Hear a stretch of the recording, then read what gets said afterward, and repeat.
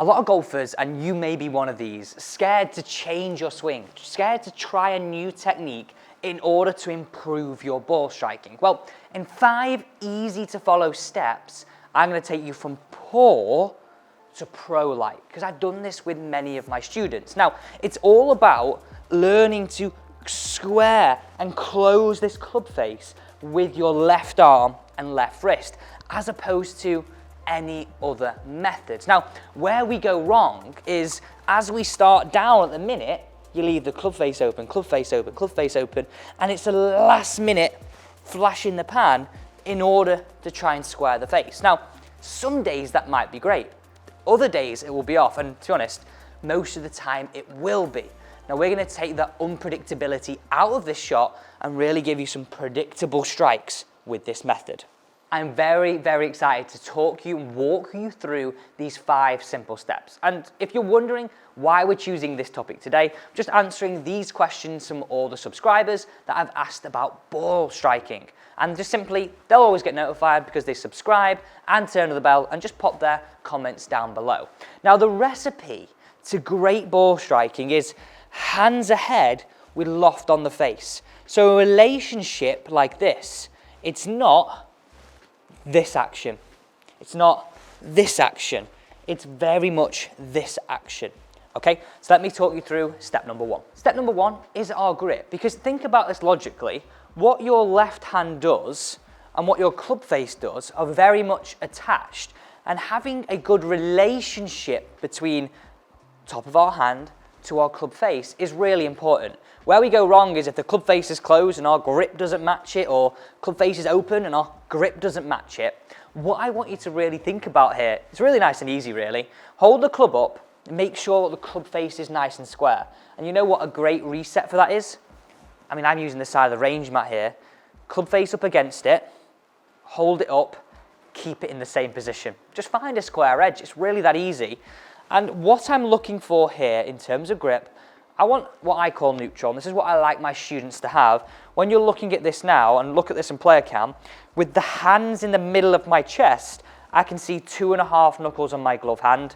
Both creases point into your right shoulder. Now, I know a lot of you might know that, but it's just good to reset that relationship between club face, being square, then placing your good grip. It's no point having a good grip if your club face is all out of whack. That's stage 1, done and dusted. Stage 2, let's set up this drill. Now, I've got a Sharpie, and I've just grabbed my oldest glove out of my bag. Have one that you've worn all winter. Just find a really old one that you don't mind putting these dots on. But by all means, you don't have to, but I would really recommend doing this. Now, clench your fist in like this, as I've done, so the glove is nice and tight. And I want you just to put dots, and I'm doing relatively big so you can see them, on my first 3 knuckles, just on top like this. So I can see these 3 dots, okay? So I've got 3 dots drawn on there, nice and tight. That's what I want you to have, okay? That's the drill setup. Now, just to combine that, get your grip as we just spoke about, where you can see 2.5 of these, but we're going to take that grip right down towards the club face. Now, the reason why I get students to do this is we can start to see that relationship a little bit easier when the hands are close to our club face. But in reality, this is the same thing that happens up here. We're just doing it down here so you really get a good understanding. So let's move swiftly through this. I'm going to show you from both angles, but we'll go down the line first. Stage number 3, I want you to now get into goal posture and make a backswing. Now, I think students love doing this. As we get to the top, we should be able to see all 3 knuckles. Now, as I said, students do this, where they can see all 3 at the last point, and then release it over. All wrong. Let's now go into stage 3. We've done stage 1, we've done stage 2. This is stage 3. Get into golf posture, okay, and this is where these dots come into their own. We're going to make a backswing. Now, just to give you a brief overall idea of where this is going, at the top of the backswing, we should be able to see all 3 dots. Now, I've just extended these dots down a little bit so you can see all 3, and you can see that there, okay? Where golfers go wrong is that they can see all 3 as we go down, and then it rolls over. We can't see any. We want to avoid that. What we're trying to go here at stage 3 is top of the backswing. Come have a look at this here.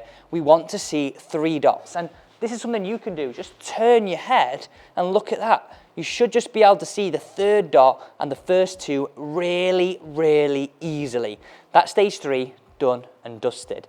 Okay, and just practice making that turn and being able to see definitely majority of these and just literally most of the third, okay? So should be able to see all 3 dots at the top of the backswing. That is stage 3. So we're now on stage 4. And what I think's ace about this drill is that you could do this from home and really get some big bang for your buck in terms of improving your overall technique and how you start going from poor to very good pro-like ball striking. So take it to the top. This is now stage 4. As we start down, we're going to feel like our left wrist and forearm starts to work over in the sense of at last parallel with the club head behind your hands, I can see 2 knuckles, okay? I've gone from being able to see 3 to 2. 3 to 2, okay? That is stage 4. And if I showed you that from down the line, what I'm really trying to focus on there is, as I start down, see 3, 2. Now you don't really notice it. All I'm trying to avoid is that. And your brain works magnificently here in the sense of you'll start to associate the move just to give you the perception of where the dots are. Okay, 2. So stage 4 is practice this element, coming down to last parallel here, showing that you can see 2 knuckles on your glove hand at this point. Okay, stage 5 run now, the final stage before we start hitting some golf balls. As we come into impact, I want you just to be able to see 1 knuckle.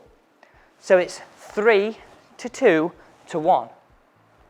3 to 2 to 1.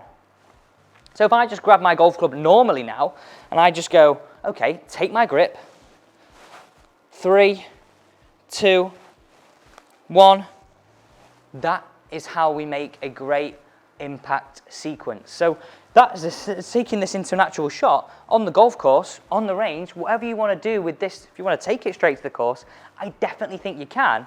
You can really just work to 3, 2, 1. And look at that. I felt like I was just tumbling my left arm over like this.